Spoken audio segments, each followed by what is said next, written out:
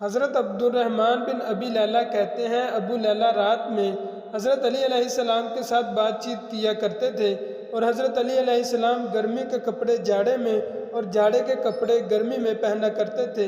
ہم نے ابو لیلہ سے کہا کاش آپ ان سے اس کا سبب پوچھتے تو بہتر ہوتا۔ پوچھنے پر حضرت علی علیہ السلام نے جواباً کہا، رسول اللہ صلی اللہ علیہ وآلہ وسلم نے مجھے غزوہ خیبر کے موقع پر اپنے پاس بلا لیا۔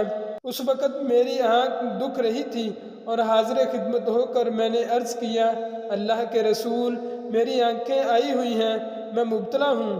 آپ نے میری آنکھوں میں لعاب دہن لگایا، پھر دعا فرمائی، اے اللہ اس سے سردی اور گرمی کو دور رکھ۔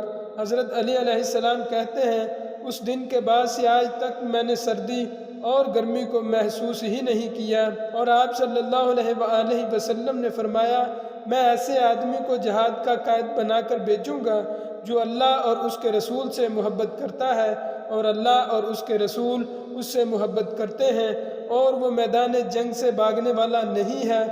لوگ ایسے شخص کو دیکھنے کے لیے گردنیں اونچی کرنے لگے۔